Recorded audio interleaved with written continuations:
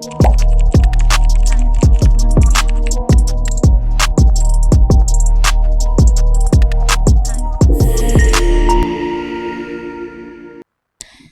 everyone. Welcome back to Beyond the Bridge. And again, this is me, Bridge.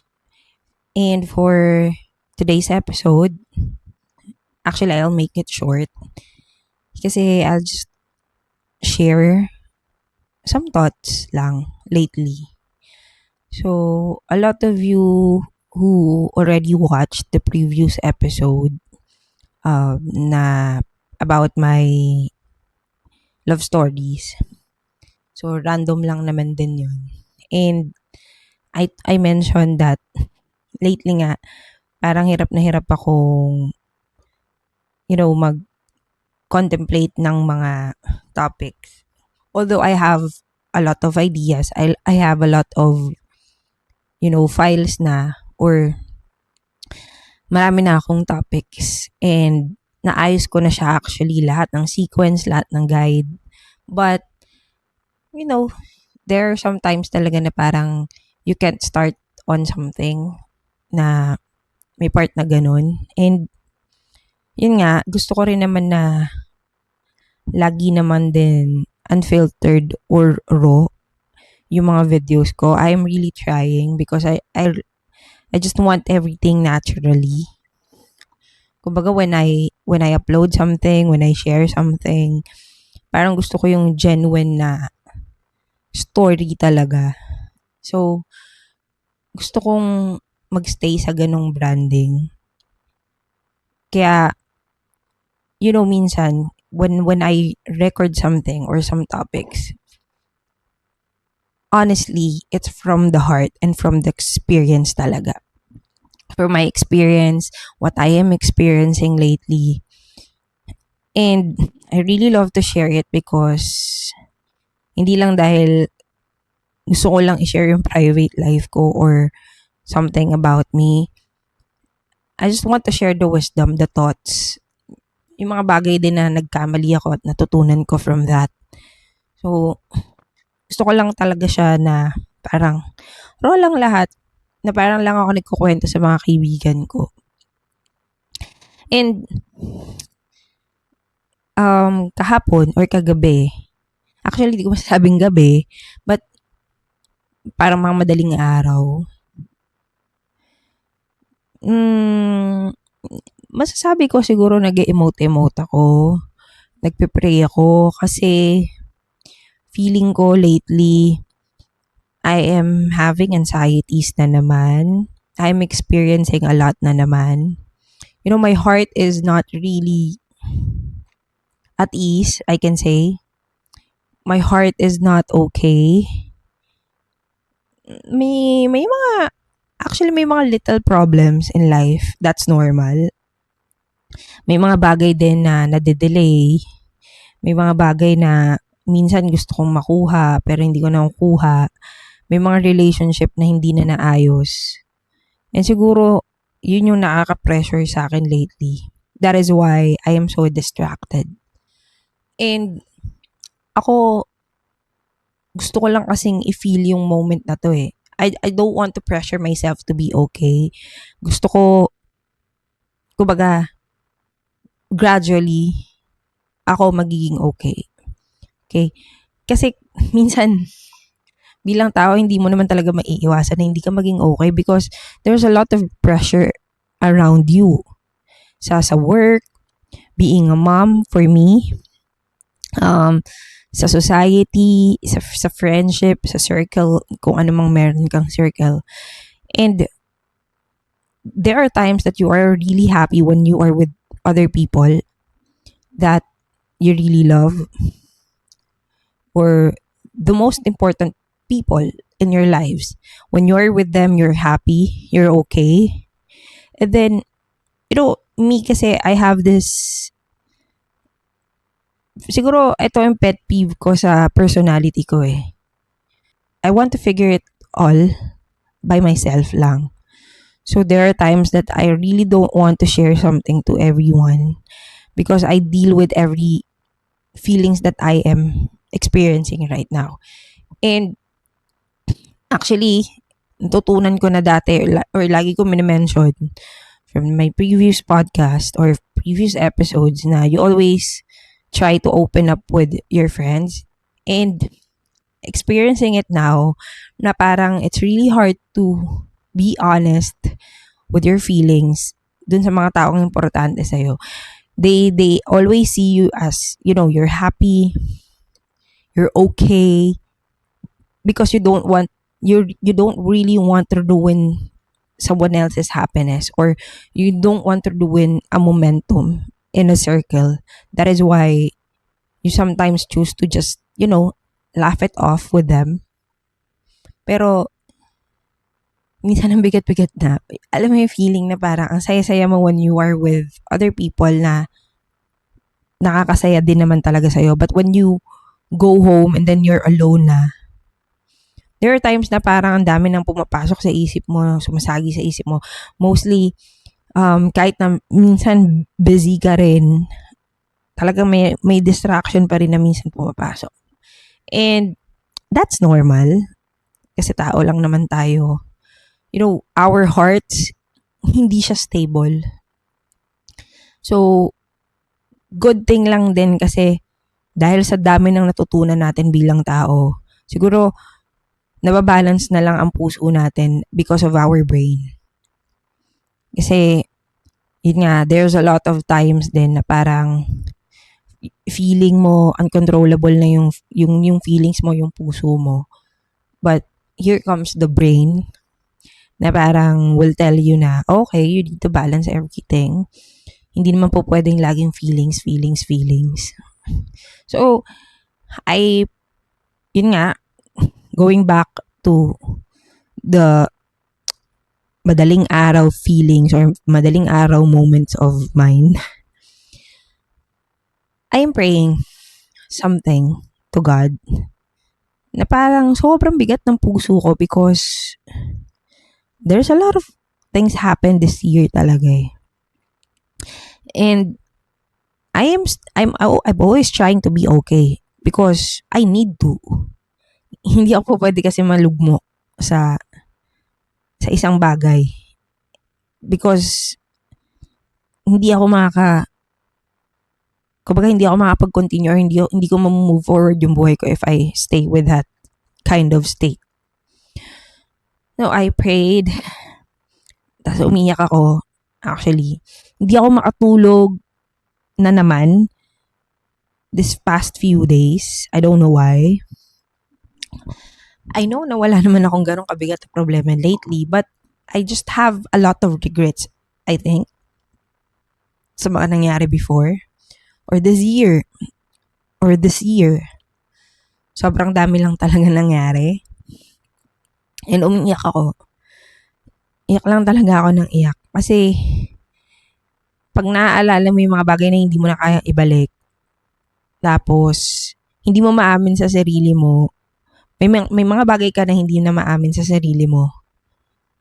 Tapos, lahat yun, pinipress down mo lang sa puso mo kasi you don't want to, make it big pa. You just want to leave it alone na lang. You just want to actually move on na lang. And then accept everything.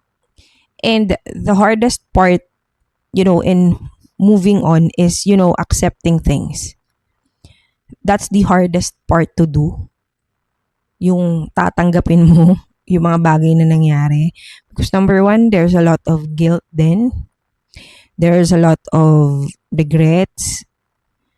So, ganun yung nararamdaman ko nung mga madaling araw na yan. Naiisip ko siya, kumbaga parang lahat bumubuo sa puso ko, bumubuo sa utak ko, na ang bigat-bigat ng pakiramdam ko, na bakit, nagtatanong ako, bakit? Bakit na naman? Bakit na naman kailangan mag-flashback? Kasi, minsan, we think that we're okay. Pero pag may mga bagay naman na nakapagpaalala sa'yo, dun sa mga sakit na naranasan mo this year, hindi naman maiwasan na maapektuhan ka talaga. So, yun yung iniyak ko. parang hindi ako nagtatanong kay Lord kasi I already know eh. Alam ko na yung plans niya, gets ko na kung bakit niya ginagawa to, gets ko na minsan may tinatanggal talaga siya sa buhay ko, or minsan gets ko na may mga bagay ako na hindi ko makukuha agad-agad.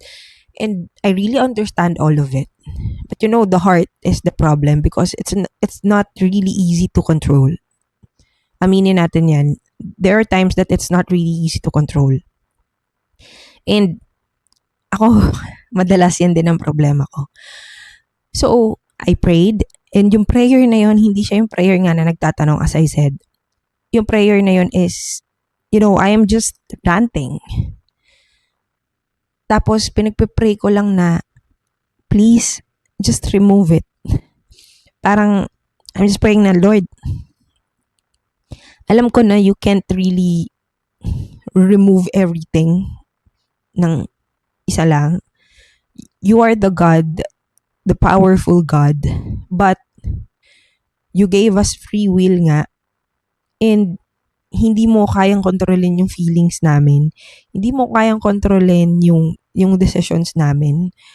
But ako ngayon parang I just want everything to be removed sa puso ko. Yun lang ang gusto kong mangyari. Mawala siya sa puso ko, mawala siya sa isip ko.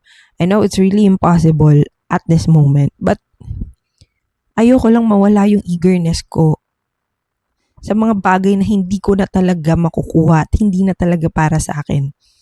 So yun yung pinagpe-pray ko na sana hindi ko na maramdaman to. Kasi ito yung nagpapabigat sa akin eh. Hindi ako makamove forward ng tuloy-tuloy because of it. Honestly. And then, iyak lang ako ng iyak. Wala akong ginawa kundi umiyak. Siguro parang mga 30 minutes or more akong umiiyak. Kaya paggising ko, kinabukasan, or ng umaga, pagising ko ng umaga, ang sakit ng ulo ko, namamaga yung mata ko. Kasi nga iniyak ko lang talaga lahat. Kasi it's really heavy.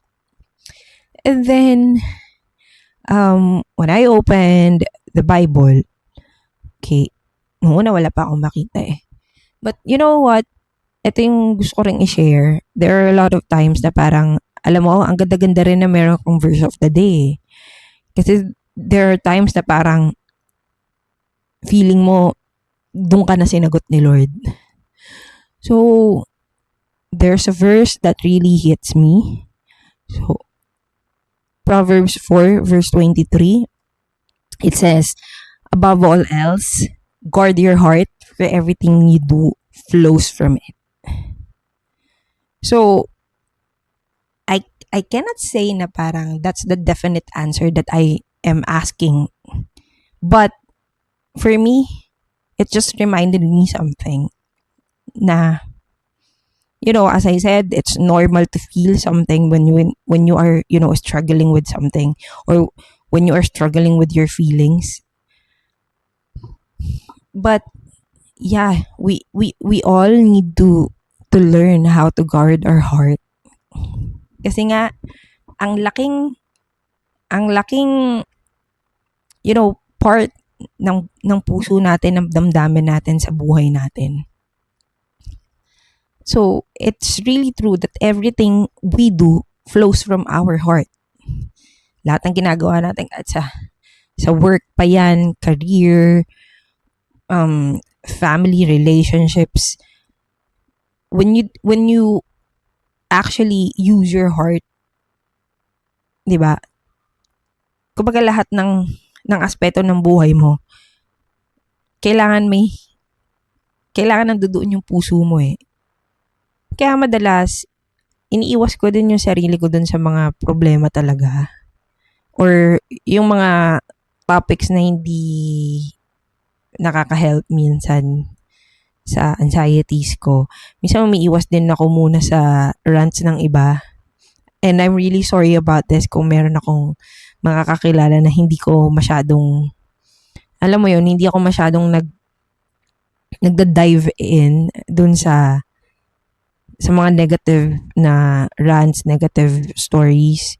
Kasi nga, I don't want to be affected with it. Because me as a person, kapag meron ka talagang sinabi sa akin, na shinare sa akin, naapektuhan talaga ako. And that's my heart.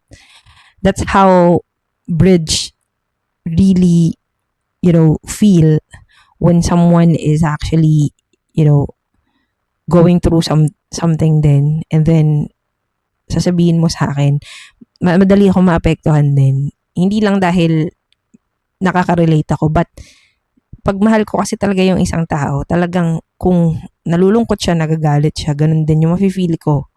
Kasi nga parang for me, if you're one of the special person in my life or you're part of my life, diba, you have a part of me na.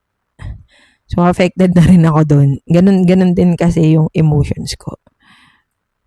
So, grabe yung verse na to for me. So, it really reminds me that what happens in our hearts eventually affects how we think, how we speak, and live. So, yun yung parang biglang, okay. Naalala ko nga to. Parang, hindi ko na maalala kung saan ko siya nabasa. But, naalala ko yung parang linya na, alam mo yun, when you love, diba? Mapapagod yung puso mo magmahal, lalo na kapag hindi na ibabalik sa'yo yung pagmamahal na gusto mong ibalik. Or gusto mong makuha. Pero, kahit anong mangyari, don't ever let the situation change how you love everyone. Because, that love, maybe kung naibigay mo siya sa maling tao, para sa'yo, tama pa rin yun. Diba? Kasi, unconditional love reminds us that actually God loves us even if we didn't deserve it. So, we can also love other people even though they don't deserve it. And if you love someone, walang mawawala sa'yo. Because that's the love of God. Diba? Kumbaga sinacycle mo lang yung love na binibigay sa'yo ng Lord. And kaya mo rin siyang ibigay sa ibang tao. And mas nakakabilib yung kahit na hindi ka mahal-mahal na tao, minahal mo. Kahit na hindi ka mahal ng tao, mahal mo pa rin sila. Kahit na yung lahat ng mga efforts na binibigay mo dun sa tao, hindi na ibabalik sa'yo the same way that you want it back. Diba? You still love because it means God's love always flows in you. So ako, ganun ang nasa isip ko. I still love, I still, have this consideration. Kahit na minsan napapatanong ako, nagigilty kasi ako eh. There are times na maybe, nakakasakit ako ng tao. And then, syempre, minsan pag nakasakit ka ng tao, that person, ang una-una nilang iisipin is yung sakit na napakita mo sa kanila somehow. But, hindi nila maiisip yung, hindi na nila mararamdaman yung love kung bakit mo ginawa yun. The reason why you actually did it. Ang mas mararamdaman na lang nila is yung pagkakamali mo sa kanila or yung bagay na nagawa mo naman din dahil nga para din naman sa kanila at dahil din nagawa mo dahil nga sobrang mahal mo rin yung tao. Parang hindi na, yan yung minsan na hindi na naiintindihan ng iba. And for me, hindi ko naman din yun tinitake heart na parang galit na ako doon sa tao kasi hindi niya nga maintindihan kung ba't ko ginawa yun. But, you know what? The control nga lang sa feelings mo na alam mo nang magiging ganun talaga yung tao sa'yo because you don't have the same perspective. Tsaka ang problema kasi sa akin, most of the times, siguro may mga tao rin na naiinis sa akin na ganito ako eh. And honestly, kahit ako naiinis ako na ganun ako. So, naiinis ako na sobrang emotional ko talaga. There's a lot of times na ganun ako. And inaalis ko din naman siya sa sarili ko kasi ayoko din. Actually, lately, nabubwisit na ako na ganun ako. Na parang, siguro dahil tumatanda na, there's a lot of times na parang, ang bilis-bilis kong ma-offend, masaktan. Pero, yun nga, naiisip ko, siguro, kaya lang din naman ako naging ganun. Dahil, pag special sa akin yung tao. Syempre, mostly pag alam mong kilala ka nung tao, and kilala mo rin siya, syempre, there's a lot of times din na parang masasaktan ka if they did something na hindi mo rin inaasahan. Because you know them and then they know you. Minsan mas masakit na makaranas ng ganon from a person na parang inaasahan mo na kilala ka niya at kilala mo rin naman siya. And then parang biglang magtataka ka kung bakit kilala naman niya ako pero bakit kailangan i-judge niya ako ng ganun. 'Di ba? Yun yung lagi ko rin sinasabi dun sa isa kong best friend. Na parang nung nag-reconcile kami, nung nagkaroon kami ng issue with each other, yun yung parang in-emphasize ko na, we really know each other. 'Di ba? Alam natin yung emosyon ng isa't isa, alam natin yung puso ng isa't isa. But bakit tayo nagkaganon? Hindi tayo nagkaintindihan.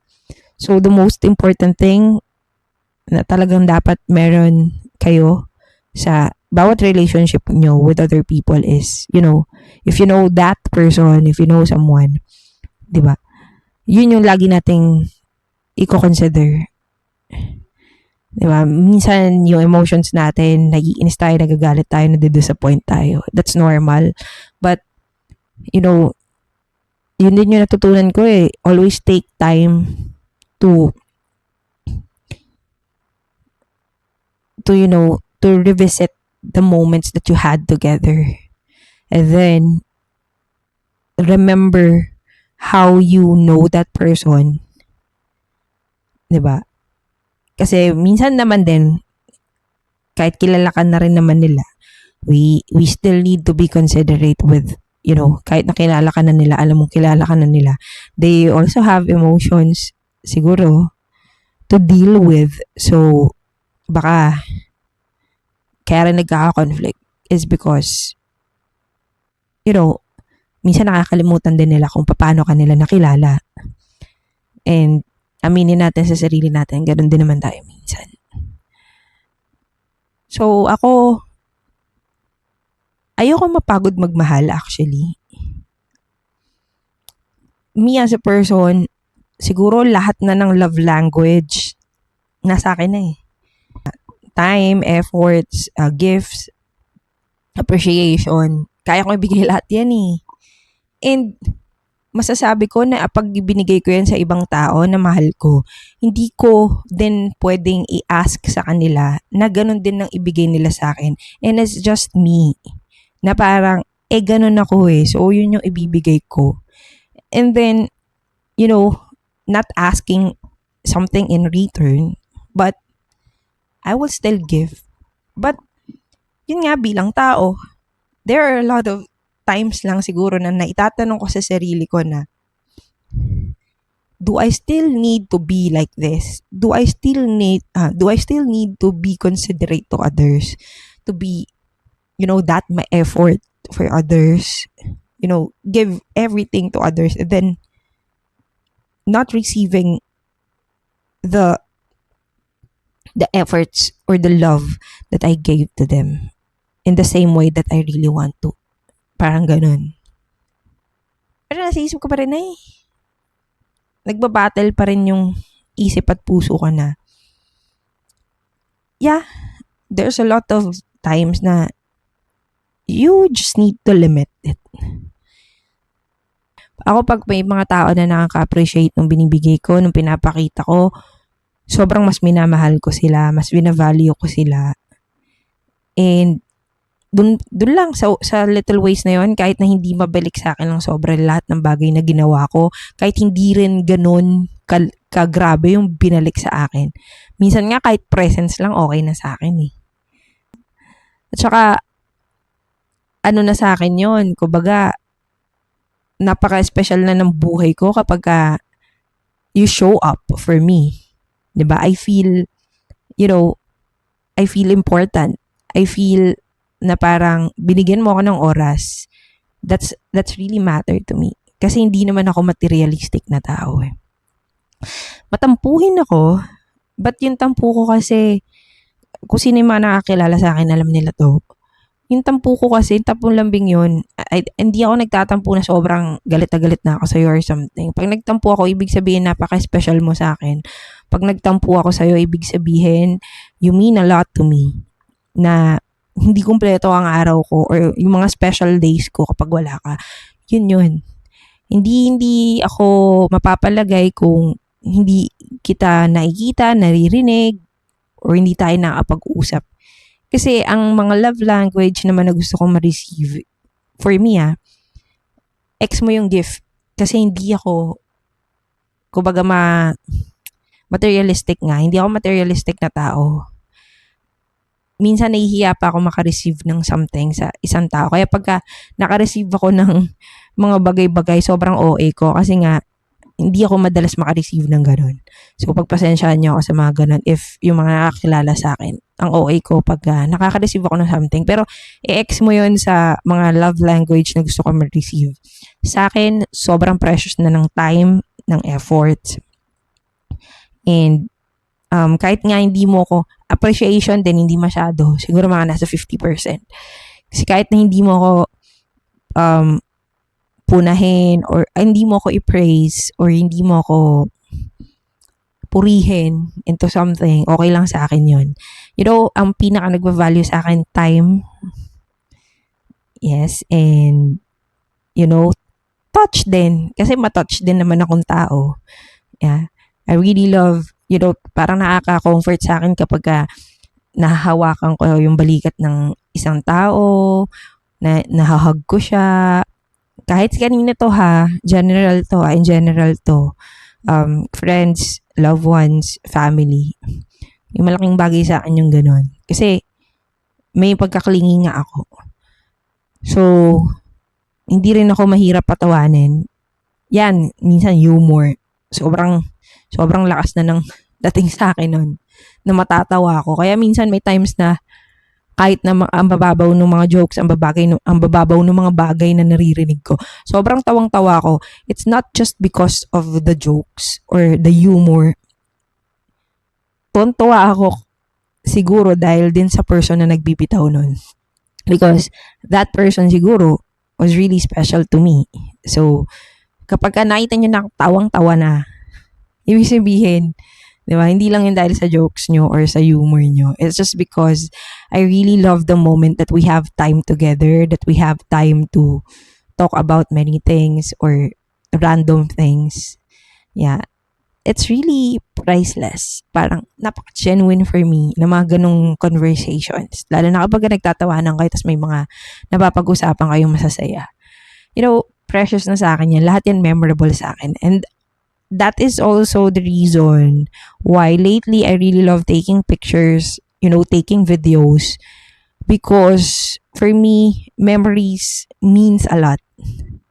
Diba? Love language ko na rin yung, taking pictures of other people, taking videos, yung mga special days, pag natuwa ako sa mga sinasabi nila or sa mga nangyari, mga special episodes of our lives, talagang video ko yan. Diba? Lalo na nung dumating yung mga anak ko, syempre mas ma-pictures na ako, mas ma-videos na ako. Sobrang, lahat gusto ko naka-compile, lahat gusto ko naka-record. Kasi someday, you look back then, the feeling na ang saya ng moment na yon, hindi mo makakalimutan. Tapos, kumbaga mag-refresh ka ng mga nangyari. It will also help you, dealing with your emotional stress if napapanood mo yun that moment tapos stress ka, 'di ba? You look back on the special moments and happy moments. So that really matters. So going back,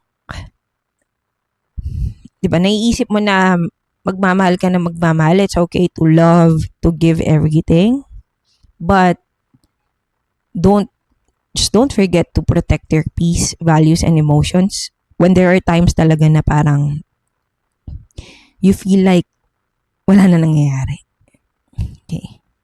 So, yung part na yon na parang you always need to value yourself and to parang mas i-consider mo yung sarili mo. So, there's a lot of things that can influence your heart. Relationships, conversations, experiences, past wounds. And not everything deserves access to me. So, siguro kaya rin ako distracted lately because I still give access to those people na parang kahit na wala na nga silang pakialam sa akin, di ba, may access pa rin yung actions nila sa puso ko. Kaya ako, nagkakaroon ako ng ganong feeling pa rin. Na parang I'm not enough. Hindi ako kamahal-mahal. Diba? Even though I gave everything, ganun pa rin pala. Diba? So, yun nga, it's really important to guard our hearts. Kasi minsan din yung mga desisyon natin sa buhay, minsan yung puso pa rin natin ang ginagamit talaga natin eh. And me, guilty ako dyan. Kahit na anong nagawa mo sa akin, kahit na sinaktan mo ako ng todo, kahit na siniraan mo ako, napapatawad pa rin kita eh. Kaya lang, oo, may boundaries nga. So, may boundaries na lang na syempre para sa peace ko dahil tao pa rin ako. I still need to take care of my emotional being. Because I can really love somebody too much, but I still love myself. I still need to love myself. And although I tend to give everything to everyone, I tend to give the love everyone deserves from me, diba? I still need to love myself. I need to prioritize myself. And guarding my heart doesn't really mean I am building walls from everybody. That I am building walls because napagod na akong magmahal. Hindi ganun yun. I think sa akin bilang tao, hindi na ako mapapagod magmahal eh. Kasi ako na yun eh. I don't want to change that. That's the only thing that I don't really want to change in me. I don't want to change how I love. I don't want to change how I appreciate the people around me. I don't want to change how I love the people around me. I don't want to change how I am considerate to other people. Because that's me. Kumbaga branding ko na siya sa buhay ko. Kasi that's the genuine me. Yun yung nagpapakita ng genuine na bridge. Diba? And sa mga friends ko na kung nararamdaman nila yung ganitong ako, yung ganitong pagmamahal ko, diba? I don't want to change that. Kahit na ano pang mangyari, I won't. Kahit na minsan naiinis na ako, nabubuisit na ako, I still can manage. Magmamahal pa rin ako ng magmamahal. Ma-appreciate ko pa rin ang lahat ng bagay kahit maliit na bagay yan. Kahit na walang bumalik sa akin, gagawin ko pa rin yan. Mamahalit at mamahalin ko pa rin yung mga tao na sa tingin kong special na sa akin. Because once na naging special ka sa akin, hindi na mawawala yun. Maybe there's a lot of times lang na I am building walls, not because I don't really love I don't really want to love you anymore, but it's just that I am just doing something for me. Diba? Hindi dapat mawala yung para sa'yo. Hindi ko din naman nahayaan na malugmok yung puso ko dahil lang sa pagmamahal ko sa isang tao. I don't want that. Because I've been there. I can still love people while still protecting my peace. And yung peace ko, yan yung isa pang kailangan ko i-guard. Kasi I don't want to ruin the peace that I have because it will ruin me if I let someone ruin it. So, nung nabasa ko yung verse, somehow, okay, this is the message that I really needed today. Hindi ko naman masasabi na okay ako agad. Diba? Ang ipokrito ko naman, kasi naman, or napaka-ipokrita ko naman kung sasabihin ko na sobrang okay na ako agad, or nakapagpagaan lang naman talaga ng loob ko yung verse. And lagi naman ganun. And share ko lang din, habang binabasa ko yung verse na shinare ko, yung Proverbs, parang sa background ko, naalala ko lang yung isang song. Ang ganda kasi nun one of my favorite song, Christian song, yung Oceans Will Part. Yung first part ng lyrics is, if my heart has grown cold, there your love will unfold. As you open my eyes to the work of your hand, when I'm blind in my way, there your spirit will pray. As you open my eyes to the work of your hand. Yung parang, if your heart is not okay, God's love will always unfold for you. So, and you'll see the work of His hand na parang meron ka ng contentment na okay, if everything is not okay, God will make it okay for me. And I know how God works in my life. Diba? And then, I just need to feel His presence, His spirit. So I just need to pray. And I need to accept that I can't control anything or everything. I can't control everything. So God will do it for me. Hindi na kasi ako, alam mo yun, hindi na ako masyadong nananahan sa puso ko, sa desisyon ko. Kasi there's a lot of time na parang hindi ko mapagkatiwalaan yung puso ko Ang hirap din minsan. Sobrang hirap. And yung mga panghihinayang, yung sakit, yung pag-asa, yung hope, yan yung mga madalas na nakakapagpa-trigger talaga. But I just use it as reasons then to move forward and, to learn how to deal with it. Kasi ang buhay natin, wala naman na tayong ibang magagawa kundi, just deal with everything. Kasi it will pass na lang naman And then, I always believe na parang ngayon lang naman to siguro. Di ba ito magtatagal, matatapos din to. Malalampasan ko rin to. So, yun na lang. Pero, yun nga, I am still, thinking about how I can guard my heart. Kasi nga, as I said, when I love someone, kahit sa lalaki pa yan, kahit sa friendship, sa family, todo talaga ako I give it all. Kumbaga, may titira ako sa sarili ko, hindi naman ako hindi naman ako sobrang, alam mo yun, give in naman.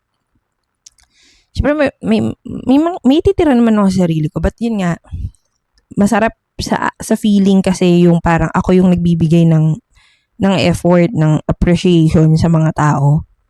Lalo na pag nakikita ko yung mga tao na masaya sila sa nakukuha nila from me, like appreciation, gifts, or efforts. Sobrang nakakataba ng puso ko yan when nakikita ko yung tao na masaya siya, na-appreciate niya lahat. Sobrang nakakataba ng puso yun. Ang saya-saya ko. Kaya nga, kapag, alam mo yun, may mga special day na sineselebrate for special people sa buhay ko. Talagang hindi ako po pwedeng hindi magbibigay ng something kasi for me, kung ano yung gusto kong maramdaman sa buhay ko or maramdaman as a person, gusto kong ipa-experience din yon sa mga tao na nasa paligid ko. And kahit na hindi siya bumalik sa akin ng ganon, the same way that I want, it's okay because, just seeing them happy, yung ngiti na genuine, yung appreciation din nila from what I did, and the words na nagpapasalamat, it means a lot to me. And parang yun yung parang nagiging reason din kung bakit ayoko ring baguhin yung sarili ko on how I love people, on how I am really considerate with other people. So, yun lang for this episode. Long way to go. Marami na ako napagdaanan, pero marami pa ako mapapagdaanan kasi naniniwala naman ako that I will have a very long, satisfied life. Lahat naman tayo, we're aiming for that. Naniniwala naman ako dyan. So, for me lang, our hearts, or my heart, influences the direction of my life. So, sa lahat din sa atin, gusto ko lang din sabihin sa inyong lahat na nakikinig, your heart influences the direction of your life. So, be intentional about what you allow to stay there, and guard your heart, not because you are afraid to love, but because what lives in your heart will eventually flow into everything you do. So, yun lang for today. Thank you so much for listening, and feel free to send me a message through my accounts, email. Yeah, if you want someone to talk to, don't hesitate because I'm always here. And even though I am dealing with a lot of things in my life, I can still manage to help other. That's what I love to do. Yeah. And I really want to flow the love from me to everyone of you guys. So don't hesitate to message me. I'm always here. And if you have time, please take time to share it with someone, with your friends, with your family. Maybe baka need din nila ng ganitong reminder for today. So, 'di ba? It can be a big help para sa ibang tao. So, again, thank you so much for tuning in, and see you on my next episodes. Again, this is Bridge for Beyond the Bridge, and always remember, keep moving forward one bridge at a time. Goodbye.